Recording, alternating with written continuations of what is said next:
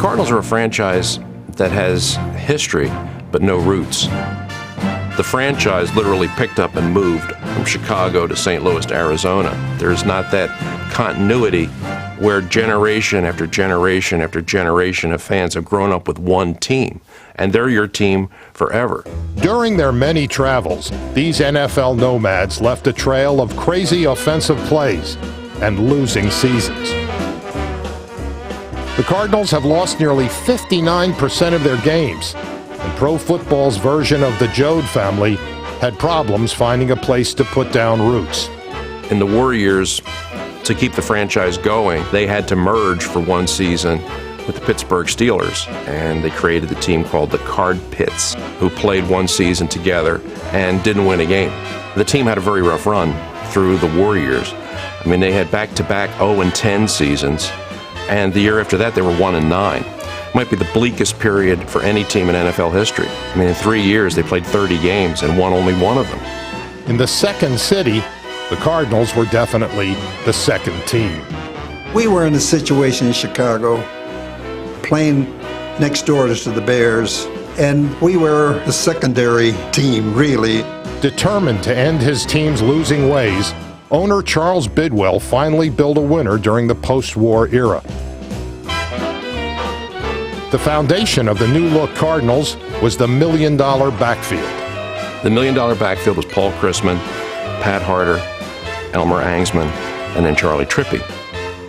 They got that name because Charles Bidwell was once quoted as saying, "I wouldn't sell this backfield for $1 million."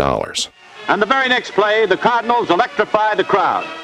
Chrisman hands the ball off to Elmer Angsman, and watch this fleet halfback speed through the Detroit lines on an 82-yard touchdown sprint. A lot of teams had one great back, maybe some teams had two, but very few teams had three backs that were all true breakaway threats. And then complementing that, you had Paul Chrisman, who was a wonderful passer for that period and not afraid to throw the ball. They were a fun team to watch.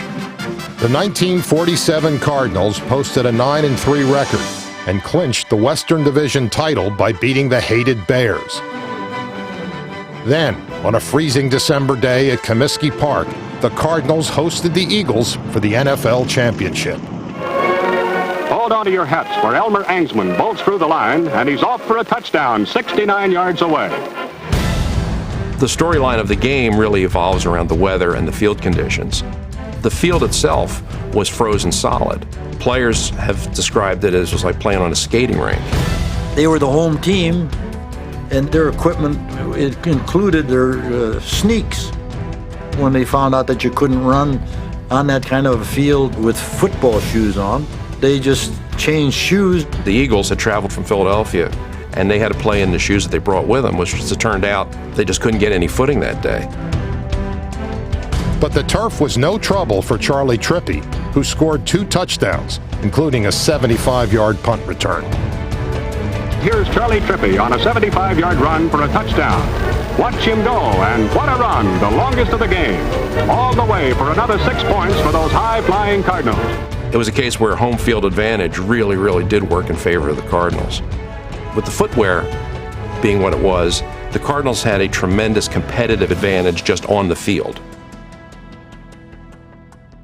This year, I think you can say the same thing about the Cardinals as a team, because in that dome, on that fast surface, the one thing they can do is, boy, they can throw the football and they can move it. Downfield from Fitzgerald, goes up in the air, and takes it away from the goal, but breaks one tackle, spins it another, and he may go! Looking left, throws it downfield, has Bolden, wide open in midfield, he's gonna go the distance! They are the perfect team to play in that environment. You could make much the same point about the 1947 Cardinals. With that backfield on that footing, they were the perfect team to play and win in that environment. So in that way, the two teams and the two situations are very similar. And when the final gun goes off, it's the Cardinals ball game, 28-21.